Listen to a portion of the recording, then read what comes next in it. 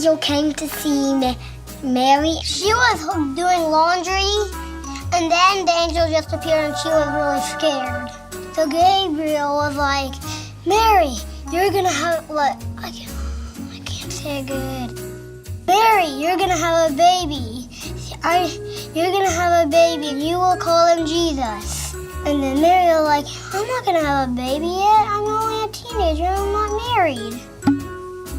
Then the angel Gabriel told Joseph that Mary is not lying. You are having a new baby. And so they met up.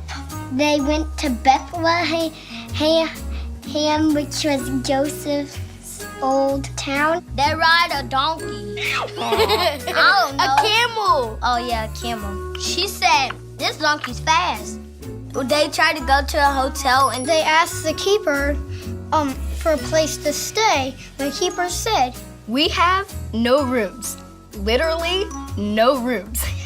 So Mary and Joseph walked away sadly, but then he said, the only place here in Bethlehem that you can stay is a stable. And then he just pointed the way and they followed. When the shepherds were taking care of the sheep, then they saw angels. the angel said, a new baby is getting born, who is King of the Jews. The angel were singing.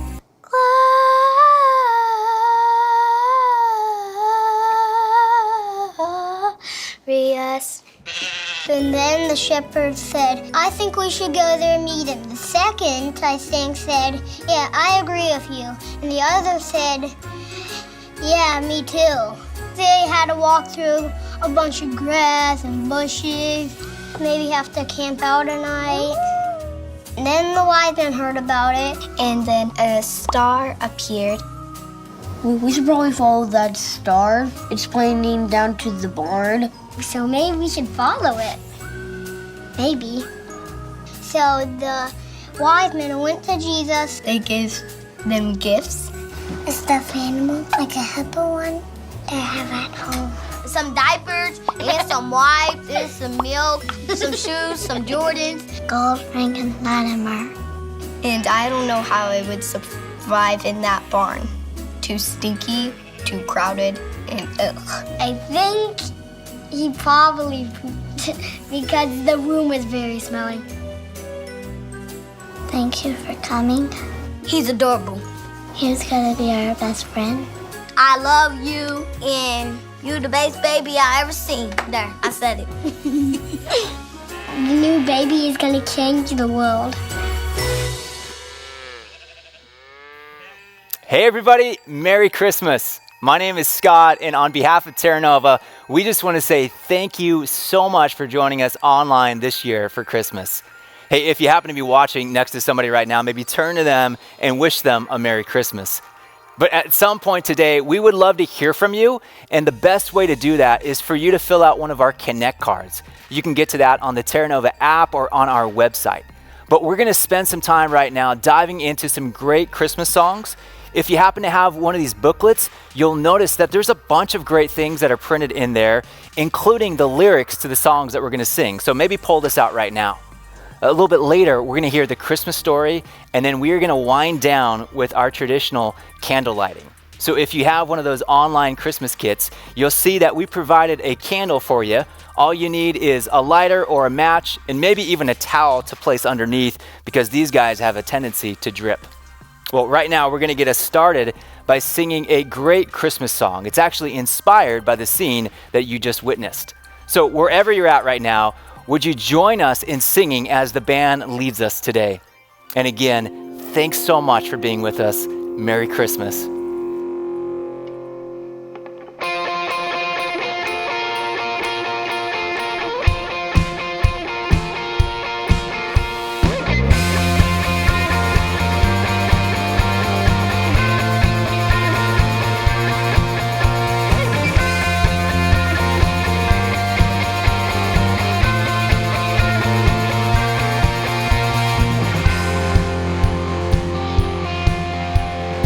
A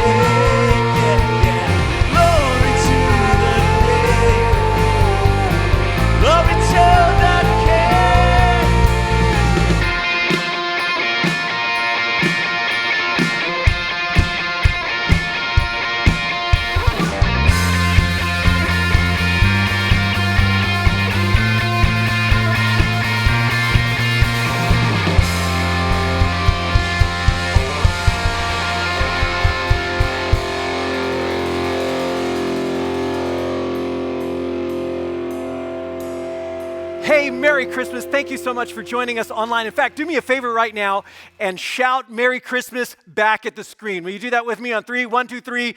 Merry. Oh, really? Okay, a couple of you did it, but I need something better than that. 100% participation. I know you're sitting in your living room or wherever you are watching the screen. Do me a favor, just scream or shout or yell Merry Christmas back at the screen on 3. 1, 2, 3. Merry Christmas.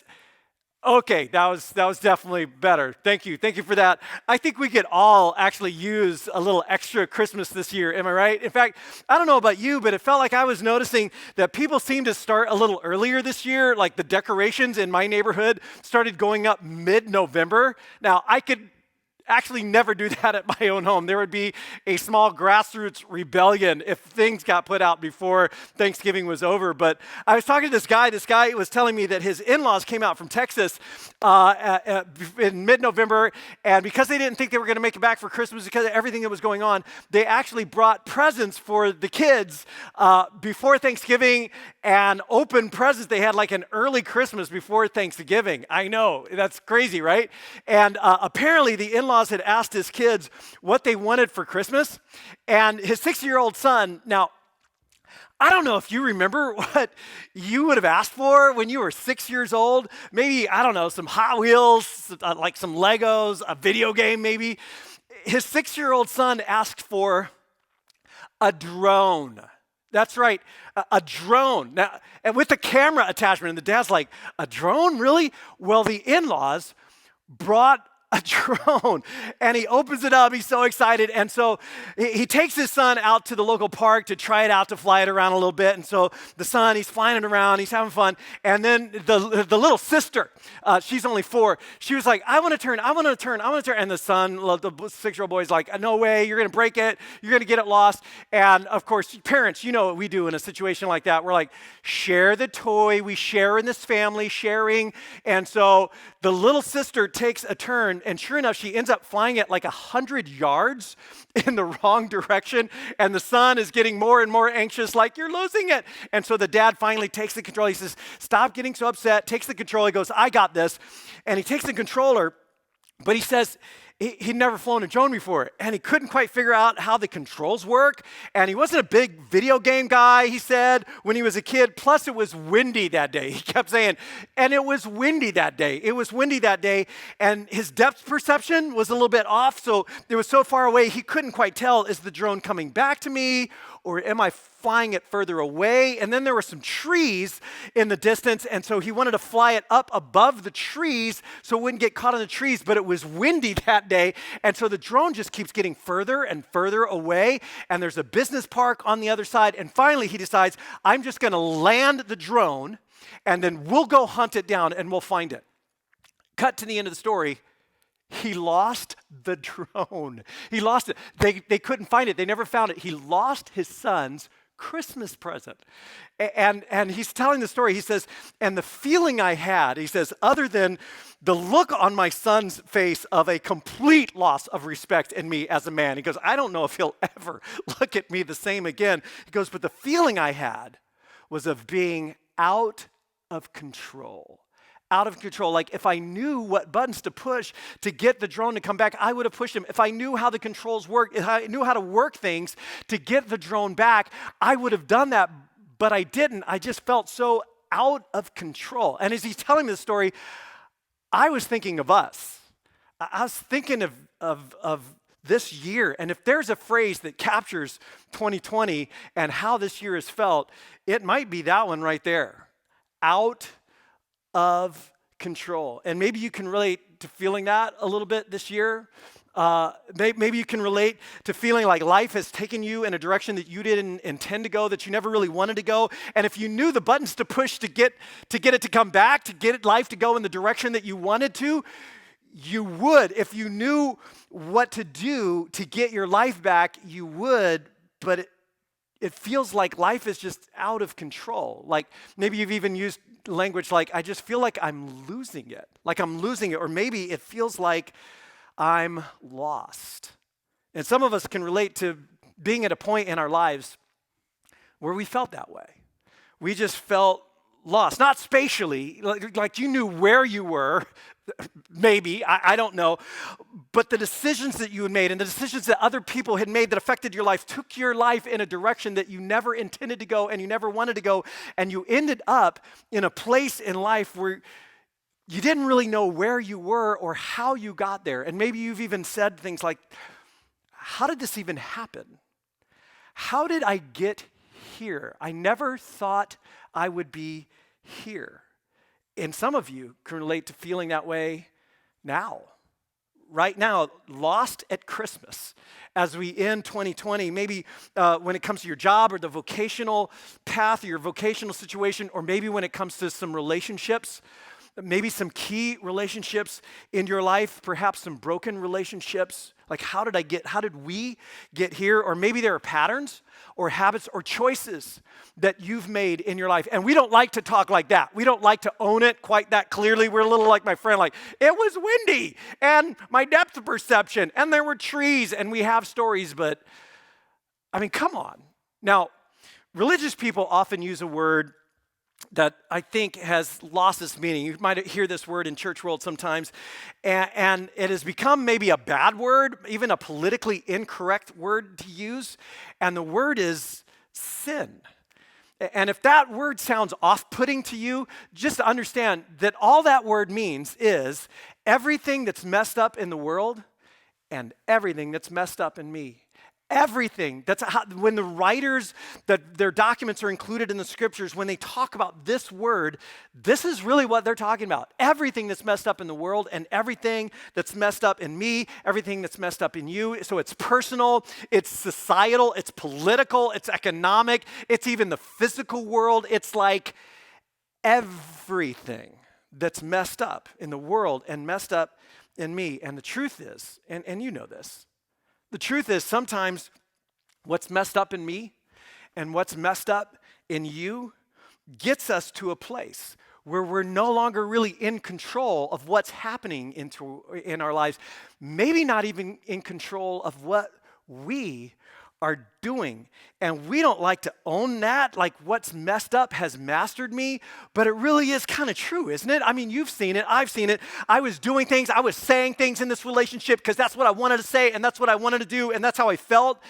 And then that relationship with your child or your parent or your significant other, a relationship that maybe months or at least a few years ago you would have said was the most important thing or one of the most important things in your life, that relationship ended up somewhere. It's like, that ended up somewhere I never intended it to go, that I didn't want it to go, and I couldn't seem to get it back. I didn't seem to know the words I could now say to get it to come back. I was spending what I wanted to spend. I was doing what I wanted to do with my body. I was free. It was my body. It was my money, until I wasn't feeling so free anymore, until my choices started taking on a life of their own. And at some of the points along the way, maybe you've even said, I feel like I'm not in control anymore. I feel like I've lost it. I'm losing it. Or even, I feel kind of lost. Now, you just need to know that that's part of the human condition. That's the condition, that's what we all find ourselves in. And if it hasn't been you yet in your life and it isn't where you're at now, you just need to know, like, put a pin in it, because you will be there at some point in your life. Now, the reason why I'm talking about all this is that's actually the point of Christmas. The point of Christmas is we were lost. We were lost. In fact, maybe you've heard this statement, God helps those who help themselves. It's not actually in the Bible. I first heard that statement in a rehab, and I was very lost at the time and very out of control, though insisting very much that I was in control. How ridiculous that was. But I think I understood what people were saying when they used that phrase. However, the message of Christmas is that God helped those who could not help themselves. The message of Christmas is God helped those who could not help themselves, because if we knew what to do, we would have done it. If we knew how to save or find ourselves or get ourselves back as a human race, as individuals, we would do it, but we couldn't. And so God came to us, and he did the unthinkable. He packed himself into human form, entered our world because we were lost, because we were out of control, and he did for us what we could not do for ourselves, driven by love.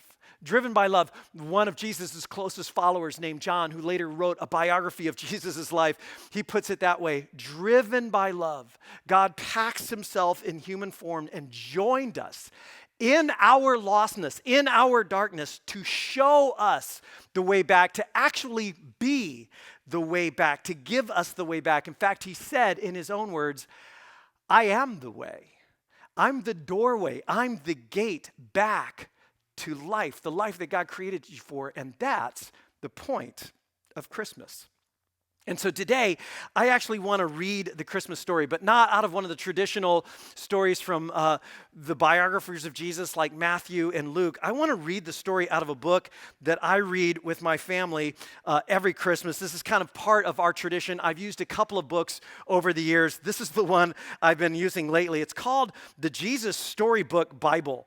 It's written by an author, Sally Lloyd-Jones, who just has a wonderful way with words. It says it's for ages 4 and up, so I figure that covers most of us. It covers me anyway, and I love the way she tells the story. And so I'm going to read the story, and I just want you to sit back and listen to the amazing story of what God has done and how much he loves us. Everything was ready. The moment God had been waiting for was here at last. God was coming to help his people just as he had promised in the beginning. But how would he come? What would he be like? What would he do? Mountains would have bowed down. Seas would have roared. Trees would have clapped their hands. But the earth held its breath. As silent as snow falling, he came in. And when no one was looking, in the darkness, he came. There was a young girl who was engaged to a man named Joseph. Joseph was the great-great-great-great-grandson of King David. One morning, this girl was minding her own business when suddenly a great warrior of light appeared right there in her bedroom. He was Gabriel, and he was an angel, a special messenger from heaven. When she saw the tall, shining man standing there, Mary was frightened. You don't need to be scared, Gabriel said.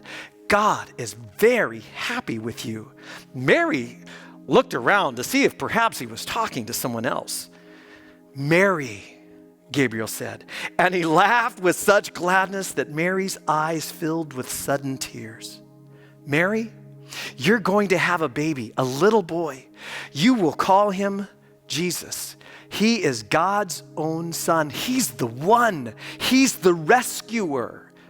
The God who flung planets into space and kept them whirling around and around. The God who made the universe with just a word. The one who could do anything at all was making himself small and coming down as a baby.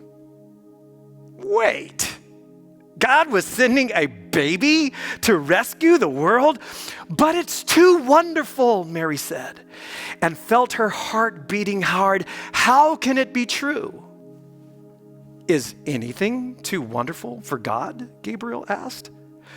So Mary trusted God more than what her eyes could see. I love that line. So Mary trusted God more than what her eyes could see, and she believed. I am God's servant, she said. Whatever God says, I will do. Sure enough, it was just as the angel had said. 9 months later, Mary was almost ready to have her baby. Now, Mary and Joseph had to take a trip to Bethlehem, the town King David was from. But when they reached the little town, they found every room was full. Every bed was taken. Go away, the innkeepers told them. There isn't any room for you. Where would they stay? Soon Mary's baby would come. They couldn't find anywhere except an old, tumble-down stable. So they stayed where the cows and the donkeys and the horses stayed. And there, in the stable, amongst the chickens and the donkeys and the cows, in the quiet of the night, God gave the world his wonderful gift. The baby that would change the world was born, his baby son. Mary and Joseph wrapped him up to keep him warm. They made a soft bed of straw and used the animal's feeding trough as his cradle. And they gazed in wonder at God's great gift, wrapped in swaddling clothes and lying in a manger. And Mary and Joseph named him Jesus, Emmanuel, which means God has come to live with us. Because, of course, he had. See, God knew that we couldn't find our way back. Because when you're lost, you don't know what to do to get yourself unlost. That's what being lost means. We needed someone. And so driven by love for you and for me, and in fact, for the entire world, God gave his son, not just to forgive us, but to be the forgiveness for our sin, for all that's messed up, for all that gets us lost, for all that's gotten us lost, so that we can actually find our way out of it and find our way back home. And he helps us make sense out of this dark world. He ends up becoming light for us in this dark world. And some of us right now are in the middle of just significant loss and struggle and tragedy and heartbreak this year. And you need to know that you have a God who says, I know this is hard. I know this is a lot of darkness around you right now, but I haven't left you. I'm with you. I've come to live with you, to walk with you, to guide you through this. Emmanuel, I'm with you. But he also helps us make sense out of the next world. Because one of the greatest fears human beings have is death. And that fear has been very pronounced this year, hasn't it? Like what might happen? And Jesus said again and again, I've come to give you life, real, lasting, abundant life, both here and forever, eternal life. In fact, I think the best Christmas verse of all might be the most famous verse of all, John 3:16. For God so loved this world so much that he gave, because that's what lovers do. People who love give, and he gave.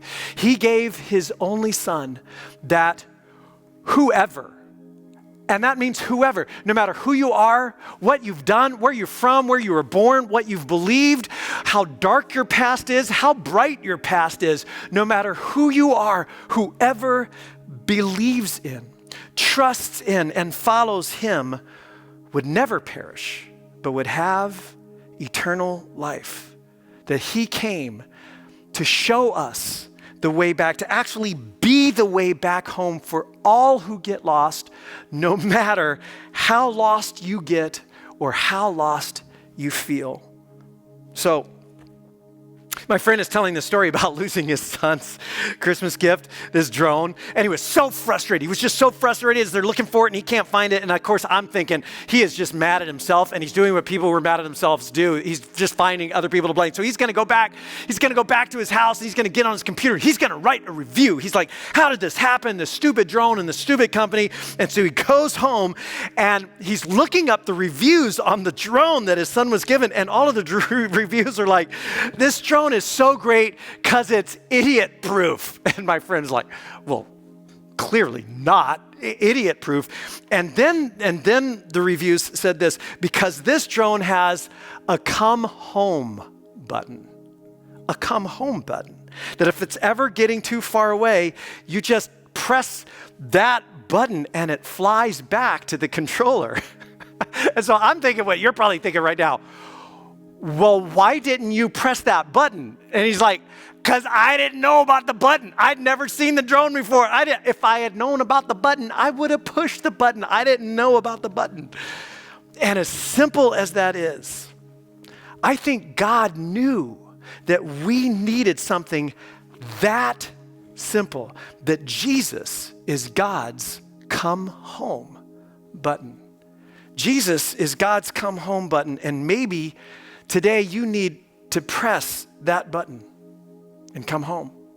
And if you're a little like me, the night I was struggling in a rehab with coming back home, maybe you feel afraid. I mean, that's legit. You feel afraid of what he'll make you do, of what he might want to do in you or through you, what he might want to address in your life if you truly open your life up to him and let him do it. And if you're feeling that right now, if that would be your pushback, just hear me say this. God does not want to turn you into someone else. He created you. He created you. He knows you better than you know yourself. He loves you as he made you to be. And he doesn't want to turn you into someone else. Now, he will, and I'll tell you this, he does and will transform your life as you follow him. But he wants to turn you into you. He wants to turn me into the best and truest version of myself. And he wants to do the same in you. And maybe today is your day to press that button and say, God, please help me. Oh, come, Emmanuel. I will follow you. Come into my life. And some of you may remember a moment in your life when you did that. And some of you remember a moment in your life when you did that, but since then, you've taken a number of left turns and you've gotten off that path. And maybe today, this day for you is your day to come back home, And others of you might be wondering if it could really be that simple. I mean, could it possibly be that simple? Because you've got questions, and you need to know we love questions. We love questions. We love being spiritually authentic with the things that we struggle with. And so I want to invite you to come back and join us, whether it's online or in person, this next year as we start off the year with a couple of series that I believe will help you work your way through some of your struggles and issues with God, because Jesus so often would keep it so very simple. And he would just say again and again to people two very simple words: follow me. That's it. Just come on.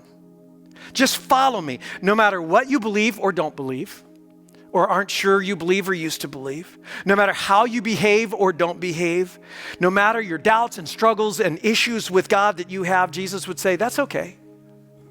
Just follow me. Follow me. You don't have to figure it out before you follow me. Follow me, and we'll figure it out along the way. But just follow me. So will you say yes to that today? In a moment, the band is going to be leading us in my favorite Christmas song of them all. It's called "O Holy Night." I love this song, and we'll be lighting candles together, like this one. And maybe you received one of our kits and you have these nearby. This would be a great time to get them ready. If you don't have one of our kits, just get a candle, find a candle somewhere in your home. This would be a great time to get this ready. If you're watching with a small group of people, there's some others with you, I invite you to light just one of them and pass this flame to the others who are watching with you. Now, if you have one of our candles, I just give you a heads up. We talked about this early in the service. They drip, okay? So just be aware of that. Maybe before we get started, get something that'll protect your couch or protect your floor, because these just might drip. And if you need to do that, I'll just press pause right now. I'll wait, and you just come back when you're ready. But as they lead us, get that booklet of the lyrics next to you so you can sing this song. We can sing it together. And when you're ready, light this candle. And as you light your candle, I want you to make this your prayer right here. Make this your prayer and just pray this. In fact, you might pray it right now. Jesus, light of the world. Just say that. Jesus, light of the world, come into my life today. Come into my life today. Give me your light.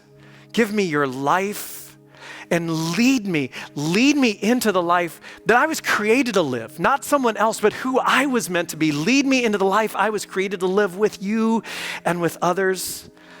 I believe you. I believe you. I trust you. I say yes to you. And I I will follow you. Will you make that your prayer right now? Let's light our candles together.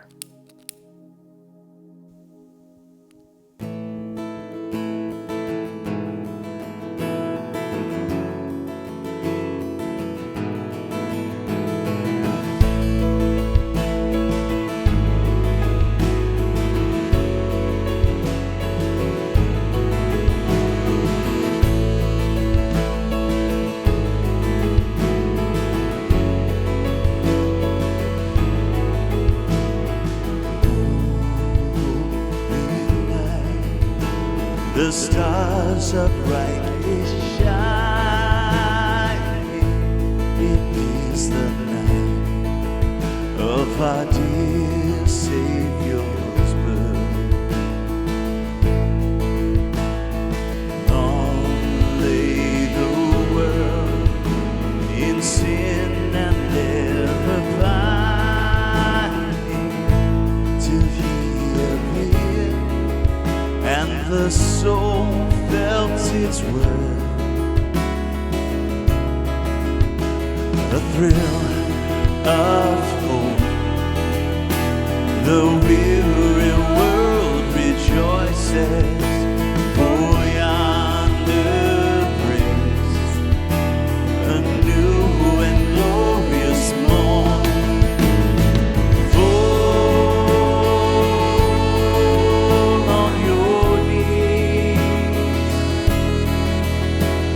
Oh, hear the angel voices. Oh, night divine. Oh, night when Christ was born.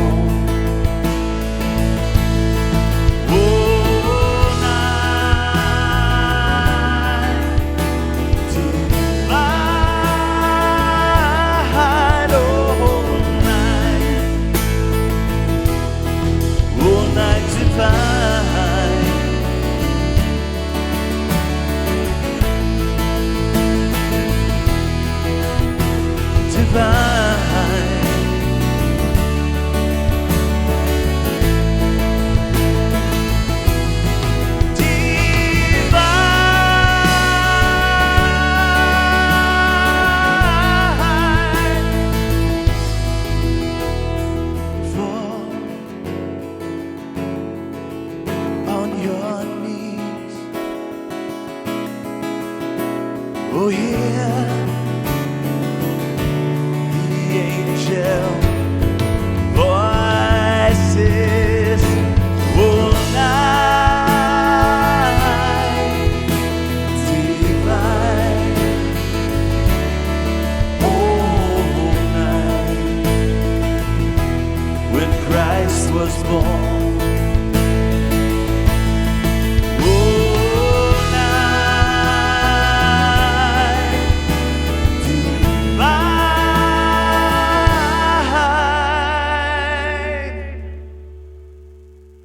Oh, night divine.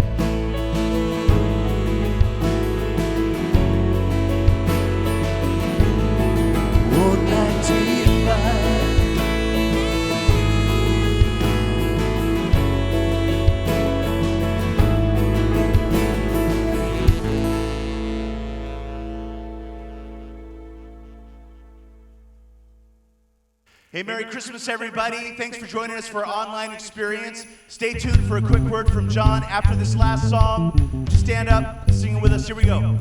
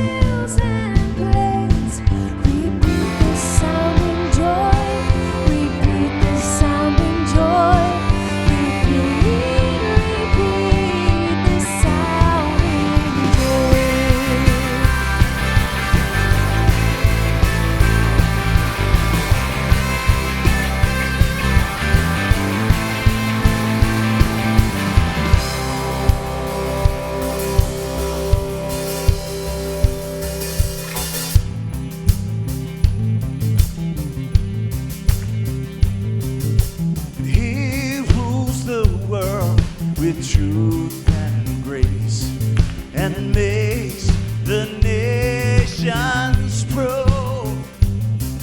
the glories of his righteousness and wonders of his love, and wonders of his love, and wonders of his love.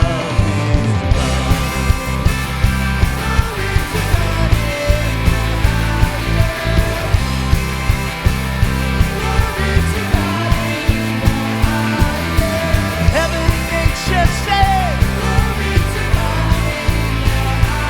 oh, let heaven and nature say,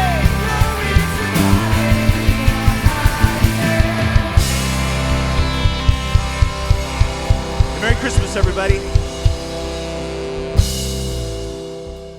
Hey, once again, a very Merry Christmas to you and yours. Thank you so much for joining us today. Before you tune out, before you leave, would you please take a moment and fill out that Connect card on your app or on the website? Just let us know you're there. Say hi. Wish us a Merry Christmas as well. You can let us know how we can be praying for you, or if there's anything we can do for you or for anyone you know, just to be a blessing to them during the season. Speaking of which, all month long we've been doing this Rack Your Neighbor thing, the random acts of Christmas kindness, and we're continuing that just this week as well. And so you can go on our app or on our website, fill out that form. Let us know if there's anybody in your life who could just use a little extra kindness this Christmas. What better way to celebrate Christmas than to do that together? So let us know that. And of course, it is actually your generosity that makes all of that possible. And you can give today on the app, on our website. You can also mail in checks or drop them by. And I just want you to know this Christmas Eve and this Christmas, everything that's given, 100% of what's given will actually be used to be a blessing to our neighbors, to our local community, and around the world, making God's love famous. 100% of it will go out as you give today. So please join us in that act of generosity. And then we'll see you this coming Saturday and Sunday for an online experience only, a special online experience this Saturday and Sunday called The Road with a special speaker. You won't want to miss it. It'll be online only, no in-person gatherings this weekend. And then next weekend, we kick off 2021 with a brand new series that you're going to love that will help you in your journey closer to Jesus. Once again, Merry Christmas, and thank you so much for joining us.